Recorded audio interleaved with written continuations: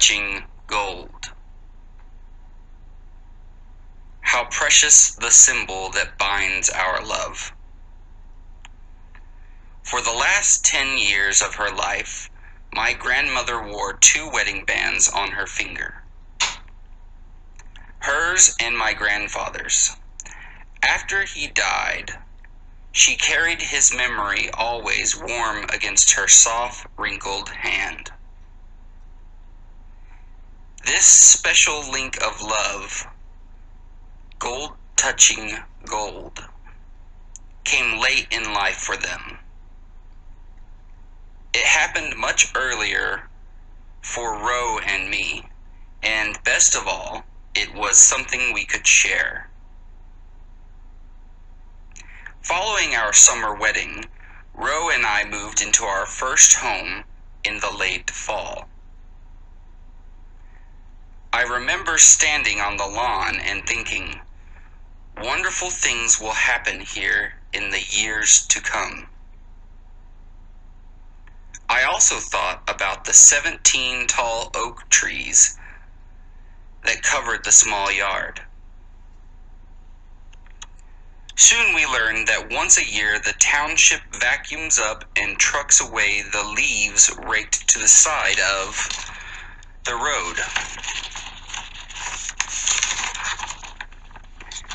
But that first year, Ro and I, both busy teaching school, missed the collection date. So we would have to rake and bag the leaves, then carry them to the town dump. The leaves were wet and covered with ice by the time we had a chance to gather them. Ro held the bags open as I scooped up and dropped in the leaves. I didn't have gloves and had to blow into my cold hands. We raked and raked. 1 bag, 5 bags, 15 bags. By the end of the day, we had 40 large, leaf-filled plastic bags leaning against the garage. We entered the house laughing, talking about supper. We walked over to the kitchen sink to wash our hands. That's when I noticed my wedding ring was missing.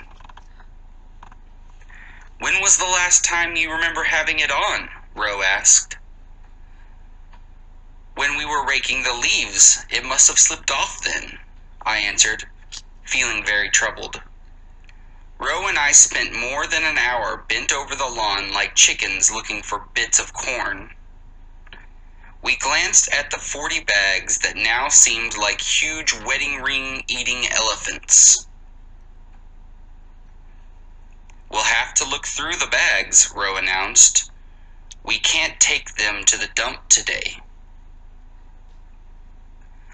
Let's have supper and worry about it tomorrow, I suggested. Deep down, we were concerned and growing more so. Maybe the ring wouldn't turn up in the bags.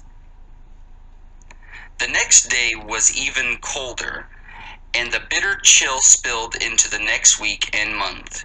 We kept saying, tomorrow we'll go through the bags.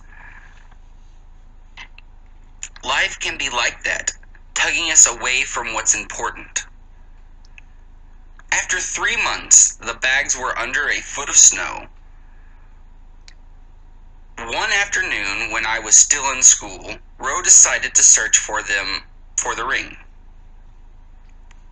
She lifted the first bag and dragged it across the snow and into the porch at the side of the house. She opened the bag. Leaves left inside a plastic garbage bag for 3 months rot. They smell. They turn into a wad of ooze. Ro now picked up a clump of fermenting leaves and sprinkled them around to sift through the mess. Pebbles, acorns, and sticks bounced against the wood floor. Each time something fell from her hand, she thought, perhaps the ring. No ring. Ro continued her search. Bag number 2, no luck. Bag number 3, no luck.